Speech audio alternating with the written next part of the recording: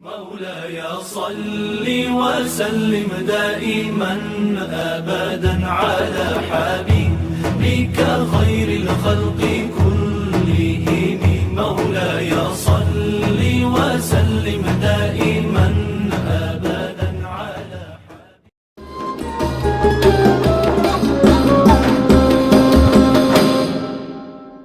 Jamaah kaum muslimin yang dimuliakan oleh Allah Subhanahu wa taala, insyaallah pada malam hari ini kita akan kembali melanjutkan kajian kita, yaitu kajian seputar sirah nabawiyah atau sejarah perjalanan hidup Rasulullah sallallahu alaihi wasallam beserta para sahabatnya. Setelah sebelumnya kita sempat berhenti sejenak karena masuknya bulan suci Ramadan, alhamdulillah kita bisa kembali melaksanakan taklim rutin kita. Dan Masya Allah, dengan suasana yang baru dan pengaturan yang spesial, Masya Allah, ya, mudah-mudahan bisa memberikan banyak manfaat untuk kaum muslimin. Dan kita mengapresiasi kepada pengurus masjid kita, alhamdulillah, ingin betul-betul serius dalam mengadakan kajian-kajian keilmuan di masjid kita, Masjid Mardiyah, yang sudah ada saya lihat pamfletnya di luar, ya, bisa istifadah, bisa mengambil ilmu insyaallah dari para narasumber yang ada insyaallah. Baik, jamaah yang dimuliakan oleh Allah Subhanahu wa taala, pada pertemuan terakhir kita telah selesai dalam pembahasan Ghazwatu Badar atau Perang Badar. Sebagaimana kita ketahui, Perang Badar itu berakhir dengan kemenangan kaum muslimin. Dan di Perang Badar banyak petinggi-petinggi dari kaum musyrikin, dari kaum kafir Quraisy itu tewas di Perang Badar. Jadi Perang Badar adalah satu perang di mana kaum muslimin keluar dengan kemenangan yang gemilang. Selanjutnya, jemaah sekalian yang dimuliakan oleh Allah SWT, kita ambilkan dari kitab Sirah Nabawiyah Syekh Ali As-Sulabi.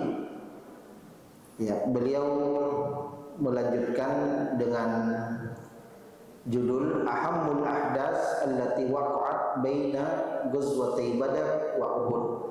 Ya. Artinya apa? Yaitu peristiwa penting yang terjadi antara Ghazwah Badar, Perang Badar, dan Ghazwah Uhud. Ya, jadi Perang Badar itu di tahun ke-2 Hijriah. Adapun Perang Uhud nanti terjadi di tahun ke-3 Hijriah. Di antara dua perang besar ini, ya, ada peristiwa-peristiwa penting yang terjadi. Ya, inilah yang ingin disebutkan dalam pembahasan ini. Langsung saja jemaah sekalian, ya, apa saja peristiwa-peristiwa yang terjadi antara Perang Badar dan Uhud. Ya, ada beberapa ghazawat, ya, ada beberapa ghazwah yang terjadi antara Badar dan Uhud. Tapi perang ini ya tidak sebesar Badar dan Uhud. Yang pertama jemaah sekalian adalah Ma'ul Qudri fi Bani Sulaim. Ya, ada namanya perangnya ini Ma'ul Qudri. Ya, di mana? Di kabilah Bani Sulaim. Bagaimana kisahnya jemaah sekalian? Ya, disebutkan Ghazan Nabi sallallahu alaihi wasallam ba'da sab'i layalin min audatihi ilal Madinah min ghazwati Badar wa balagha ma'al Qudri fi diyari Bani Sulaim. Ya. Jadi 7 hari, ya, 7 hari setelah pulangnya Nabi sallallahu alaihi wasallam dari perang Badar, ya, jadi dari perang Badar pulang ke Madinah, 7 hari setelahnya langsung lagi Nabi Shallallahu Alaihi Wasallam itu menyiapkan pasukan perang. Ya, jadi 1 pekan saja, ya, berdiri lagi Nabi Shallallahu Alaihi Wasallam beserta para sahabatnya untuk berjihad. Ya. Kemudian berjalanlah pasukan ini dipimpin oleh Rasulullah SAW hingga tiba di satu lokasi, ya, disebut di sini Ma'ul Qudri, ya, mata air Kudur. Ya, ini mungkin nama tempat, ya, lembah Kudur atau apalah, ya, intinya nama tempat fi diyari Bani Sulaim, ya, yang mana ini lokasinya di perkampungan Bani Sulaim. Alladzina qasadahum bi ghazwatihi hadhihi, ya. Jadi Nabi SAW datang untuk memerangi Bani Sulaim, ya. Jadi Bani Sulaim inilah kabilah Bani Sulaim yang didatangi oleh Nabi SAW untuk diperangi, ya. Nah, ghayra annahu lam yalqa harba, ya. Akan tetapi ketika pasukan Rasulullah tiba, ya, ternyata tidak terjadi perang, ya. Tidak terjadi perang antara Rasulullah SAW dan kaum muslimin melawan Bani Sulaim ini, ya. Tidak terjadi, ya. Karena nanti disebutkan di sini mereka Bani Sulaim itu lari, ya. Jadi mereka lari ketika mengetahui pasukan kaum muslimin sudah tiba, ya. Itu sehingga tidak terjadilah perang. Faqama salasalayain 'alal ma', ya. Maka ketika tiba kaum muslimin, ya, Rasulullah SAW beserta sahabatnya tinggal di lokasi 3 malam, ya, 3 malam. Summa raja'a ilal Madinah, ya. Ternyata 3 malam ditunggu-tunggu, tidak ada perlawanan, ya. Akhirnya kemudian pulanglah Rasulullah SAW beserta sahabatnya ke kota Madinah. Nah, wa kana sababu tilkal ghazwa tajammu afrad Bani Sulaim li muqatalatil muslimin, ya. Sebab perang ini adalah mereka yang sebenarnya memulai, ya. Jadi mereka sebenarnya yang duluan itu mengumpulkan kekuatan untuk memerangi kaum muslimin, ya. Jadi sebenarnya mereka yang awalnya mau menyerang kaum muslimin, ya. Mereka berkumpul siap untuk memerangi kaum muslimin. Wal iqtida alaihim, ya, ingin menghujam kaum muslimin ba'da ma'rakati Badar mubasyarah, ya, setelah perang Badar langsung. Walakinna Rasulullah sallallahu alaihi wasallam faja'ahum bihujumin sari'in ghairu mutawaqqa, ya.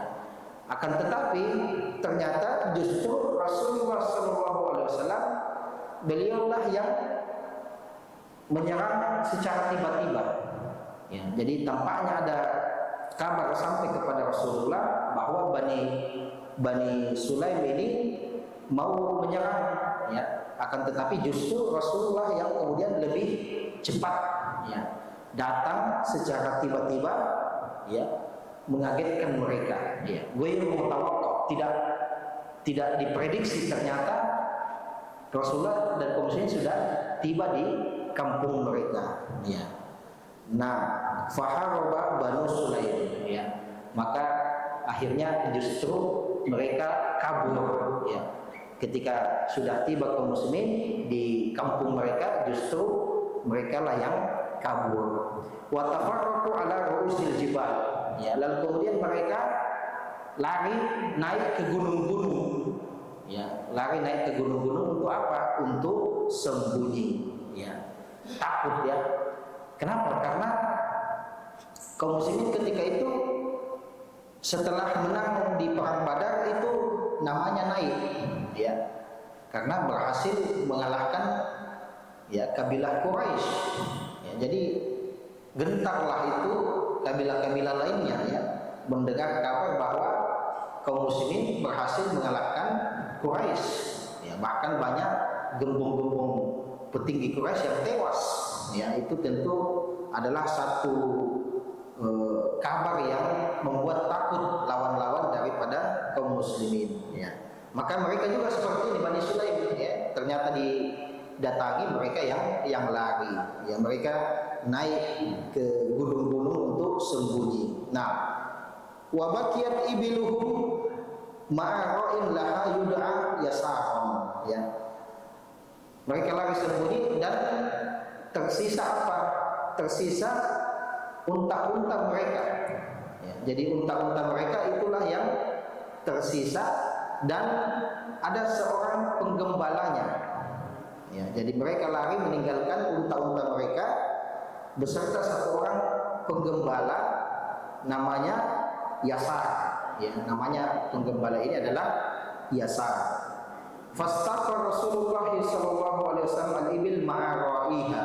Ya, maka kemudian unta-unta ini diambil oleh Rasulullah sallallahu alaihi wasallam beserta juga penggembalanya. Ya. Jadi unta-unta ini secara resmi menjadi harta rampasan.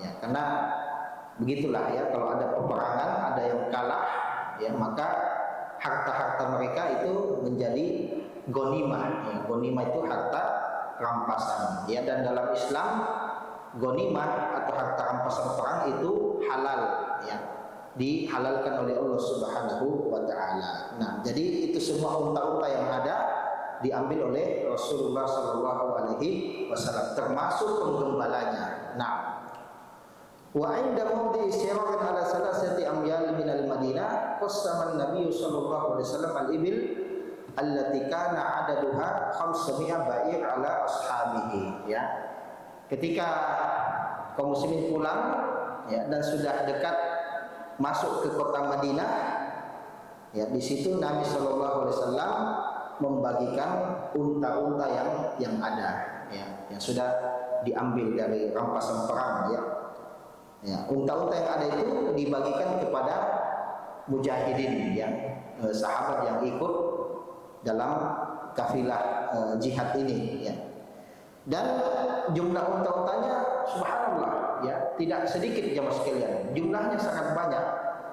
Ya, disebutkan di sini karena ada duha 500 ba'ir.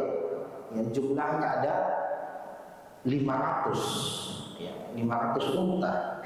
Ya, masya Allah, banyak sekali itu ya. Berapa harga unta sekarang? Ada yang tahu?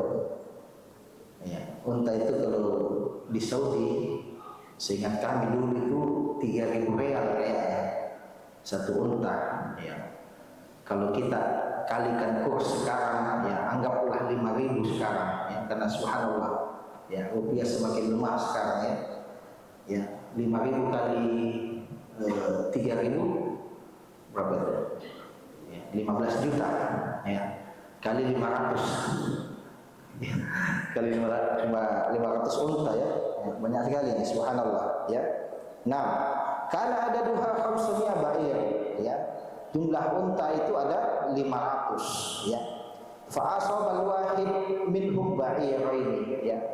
Maka Nabi SAW membagikan setiap orang dapat 2, ya. Setiap orang dapat 2. Wa nala Nabi sallallahu alaihi wasallam khumsaha. Kemudian Nabi SAW mengambil 1/5, ya. 1/5. Jadi bagaimana itu? Jumlah untanya 500, 1/5-nya diambil oleh Nabi SAW. Berarti berapa yang diambil oleh Rasulullah? 100. Berarti sisa berapa? 400. Setiap orang 2. Berarti berapa jumlah pasukannya? 200 ya. Jadi jumlah pasukannya Rasulullah ketika itu ada 200 orang ya, 200 orang dari sahabat ya. Nah, wa kana yasaron min nasibihi ya. Adapun penggembalanya yaitu Yasar ya, itu diambil oleh Nabi Shallallahu alaihi wasallam ya, dan menjadi budak ya, karena tawanan itu hasil perang itu jadi budak ya, menjadi budak ya. Walakinnahu a'taqahu ba'da zalika ya, akan tetapi setelah itu Rasulullah Sallallahu Alaihi Wasallam itu memerdekakan ya, memerdekakan Yasar. Nah, jadi ini jemaah sekalian ya, kisah dari Ma'ul Qudri fi Bani Sulaim ya, perang di Bani Sulaim ya. Intinya tidak terjadi ghazwah atau peperangan. Nah, selanjutnya jemaah sekalian ya, berapa menit kayaknya ada MC-nya tadi ya, 15 menit selesai berarti ya.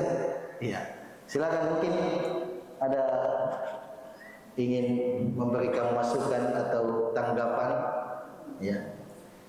Seingat kami itu kalau tidak ada masukan tanggapan dilanjut ya, seperti itu ya. Lanjut saja ya. Kalau Sirah Nabawiyah itu tidak banyak di pertanyaannya ya, nanti yang banyak itu fikih muamalah ya, apalagi fikih ibadah ya. Kalau Sirah Nabawiyah kan cerita ya, cerita, jadi ya mungkin tidak banyak di pertanyaannya ya. Ya, silakan. Ya, kok sambil minum ini ya. Bismillah. Baik, para hadirin sekalian, itulah dia materi yang sangat luar biasa dari materi kita pada malam ini. Hanya dua kata yang bisa saya berikan, yaitu luar dan biasa. Baik, mungkin untuk melanjutkan kepada sesi kedua, dipersilakan bagi jemaah yang ingin bertanya dan mengeksplorasi hal-hal yang berkaitan dengan perang Baghdad, dipersilakan untuk mengangkat tangan dan jangan lupa untuk memperkenalkan nama dan menjelaskan pertanyaan yang bapak. Oh iya, ada Ustaz Kasman. Oh, ketua yayasan juga. Ustaz Kasman. Ya, terima kasih. Assalamualaikum warahmatullahi wabarakatuh. Waalaikumsalam. Si tadi perintahnya kepada kita sudah memperkenalkan diri. Jadi nama bersama jemaah adalah Mas. Ketua yayasan kita. Ya. Jadi menarik apa yang sudah dipaparkan oleh Ustaz tadi itu tentang peristiwa Ramadan, di mana Islam yang dikatakan adalah sebagai kemenangan. Ya, kita perbaiki. Mungkin bisa disampaikan atau diberikan penjelasan lanjutan ini apa yang menjadi pokok permasalahan Ya. sejak terjadi perang. Bisa masuk. Ya, ya. Bisa masuk. Kemudian yang kedua, ketika perang ini akan pecah, itu ternyata pasukan dari yang dipimpin oleh Rasulullah SAW ini lebih di luar menyerang. Ya.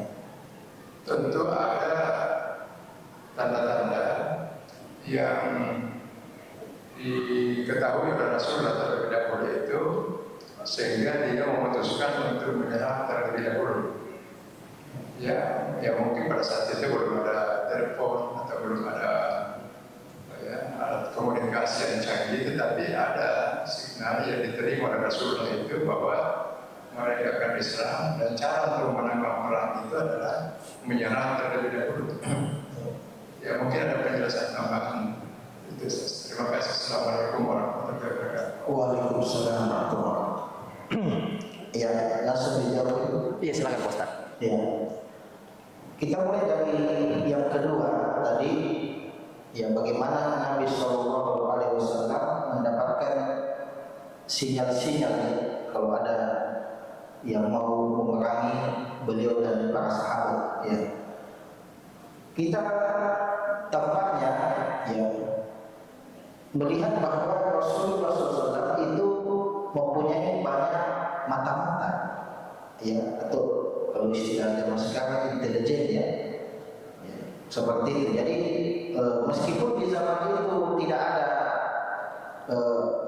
HP ya atau apa ya komunikasi seperti saat ini, tapi spy atau mata-mata di zaman tersebut sudah ada ya, istighfar ya, apa namanya pencari kabar ya.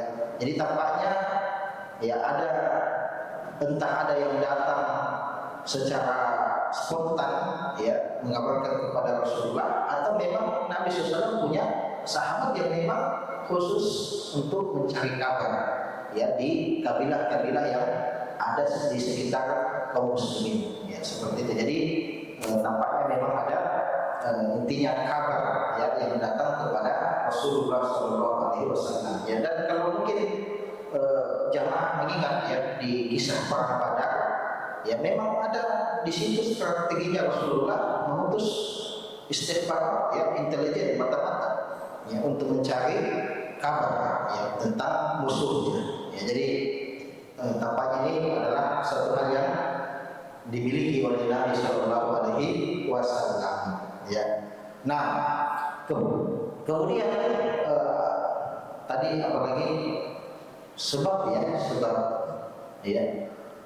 Jadi sebab perang ini ya yang kami dapat menjawabnya ya adalah sesuai di dalam kitab kita ya. Awalnya mereka lah yang mau memerangi kaum muslimin ya, tapi mungkin setelah itu ada musyawarah Rasulullah dengan para sahabatnya ya, tentu tidak secara detail disebutkan dalam sejarah, tapi kemudian ya Rasulullah yang mendatangi duluan ya, ya. Dan pada dasarnya jemaah sekalian ya zaman ketika itu belum ada perjanjian damai ya. Jadi pada dasarnya kaum muslimin dan kaum kafir itu dalam situasi perang ya seperti itu.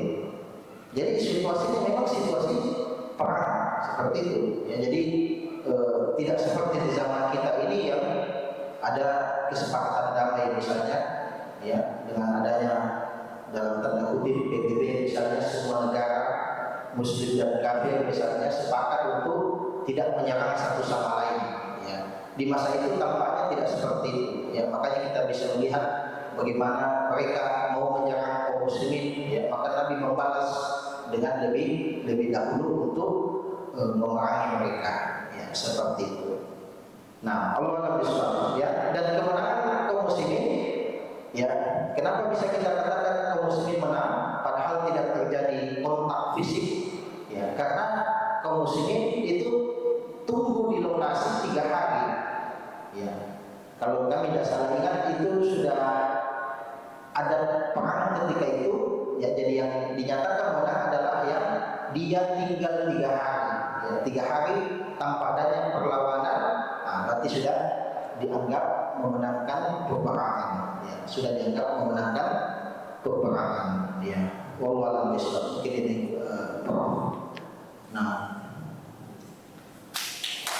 Oke, baik, itu dia jawaban atas pertanyaan yang telah diberikan oleh Bapak Profesor. Mungkin untuk pertanyaan kedua sudah ada salah satu individu di sini yang bersedia untuk memberikan pertanyaan.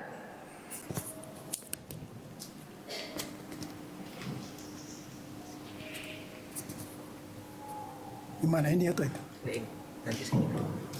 Bismillahirrahmanirrahim. Assalamualaikum warahmatullahi wabarakatuh. Waalaikumsalam. Sebagaimana dipersyaratkan, memperkenalkan diri dulu. Nama saya Kasman Sidik, pengurus Yayasan Masjid Bardia, dikenal sebagai Dewan Pengawas. Jadi jangan main-main.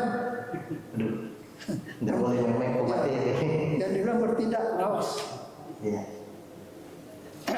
Tapi kita kenal Nabi Muhammad SAW ini adalah seorang cinta damai. Cinta damai. Tapi kenapa dalam perang Badar beliau yang memulai perang dahulu? Seharusnya beliau tidak mencari peperangan karena seorang cinta damai. Nah, kemudian yang kedua, pada saat perang Badar ini Nabi itu pasukannya kecil sekali, 1000 berbanding sekitar 300-an orang. Kalau menurut sejarah yang pernah Bapak terangkan.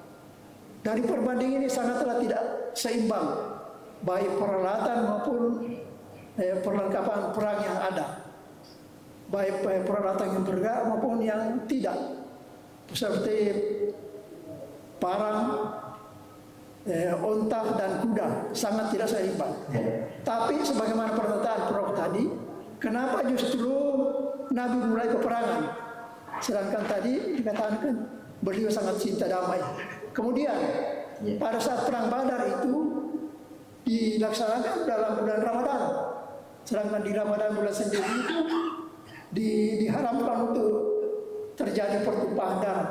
Tapi kenapa justru beliau mulai perang? Nah, ini tadi mungkin ada kaitannya dengan pertanyaan Prof. Saya kira untuk sementara itu. Assalamualaikum warahmatullahi wabarakatuh. Waalaikumsalam warahmatullahi wabarakatuh.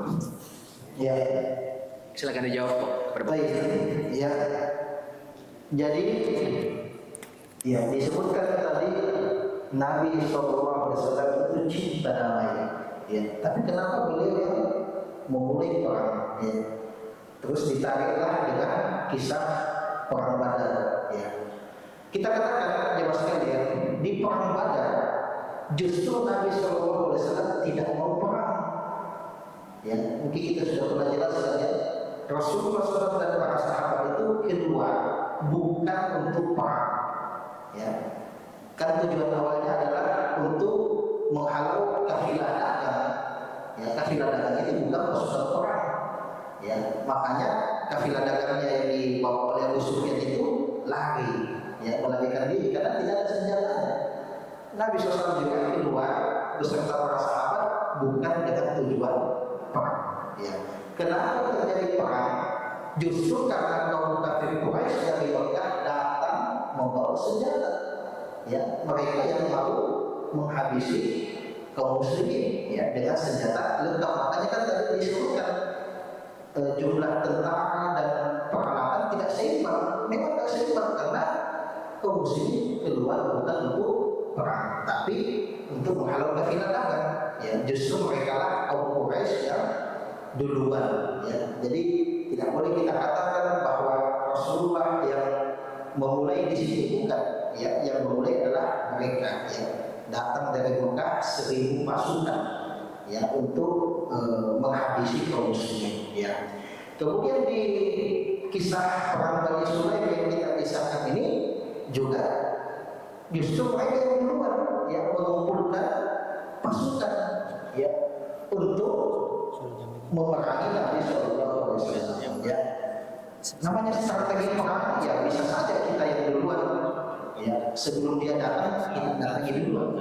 Ya, seperti itu. Jadi memang situasi ketika itu adalah bukan situasi damai, ya.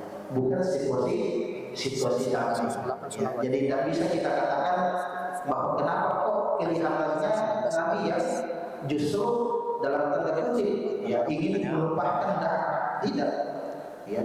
Justru kalau Nabi SAW mungkin kita andai-andaikan berdiam diam saja, siapa tahu justru ya mereka bisa dihabisi oleh musuhnya. Ya, jadi mungkin semacam shock terapi ya dari Nabi yang justru mendatangi duluan atau perang seperti itu. Jadi ini ya. Kemudian di bulan Ramadan itu perang Badar ya, padahal bulan puasa, menahan diri, tidak menumpahkan darah. Sekali lagi ya kaum muslimin justru kalau kita ingat perang Badar, para sahabat itu mau menghindari pasukan bersenjata Quraisy. Ya, justru mereka mau menghindari, tidak mau perang. Ya, di samping ya tentunya yang paling utama karena jumlahnya tidak seimbang dan peralatannya tidak seimbang. Ya, tapi kan qadarullah Allah menakdirkan bertemu ini. Ya, kan dalam Al-Quran itu ada ya Allah menjanjikan satu dari dua pasukan akan bertemu dengan kaum muslimin ya, entah pasukannya Abu Sufyan kafilah dagang atau pasukan yang datang dari Mekah ya. Kemudian kaum muslimin apa? Mau yang ketemu pasukan dagang, tidak mau yang ini, tapi Allah sudah mengatur rencana ketemunya dengan yang membawa senjata ini ya, pasukan perangnya Quraisy. Masa kalau ketemu pasukan perangnya Quraisy, kaum muslimin bilang, jangan, saya lagi puasa. Ya, tak mungkin kan? Ya, masa betul-betul lagi Ramadan ini? Ya, tidak. Ya, namanya musuh sudah pakai senjata di depan, kan tidak mungkin lembut-lembut. Ya, mati nanti kalau lembut-lembut. Ya, seperti itu. Jadi, ya, ini mungkin yang bisa menjadi jawaban. Ya, Allah besar. Ya.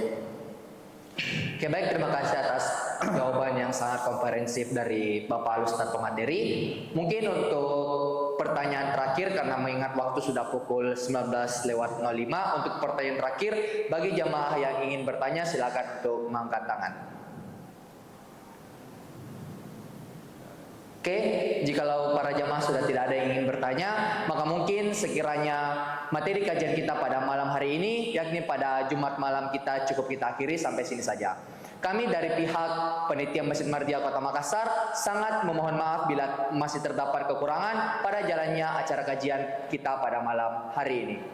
Untuk mengingatkan kembali lagi, kami mengingatkan kepada seluruh jamaah akan ada yang namanya kajian rutin setiap Rabu malam pekan 1 hingga pekan 4, setiap Ahad malam pekan 1 dan pekan 3, dan setiap Ahad malam pekan 1 hingga pekan 4, dan setiap Jumat malam pekan 1 dan pekan 3 ba'da maghrib. Mungkin sekiranya begitu saja dari saya selaku moderator Muhammad Basmal Al-Ghifari pamit undur diri. Wassalamualaikum warahmatullahi wabarakatuh. Waalaikumsalam warahmatullahi wabarakatuh. Terima kasih.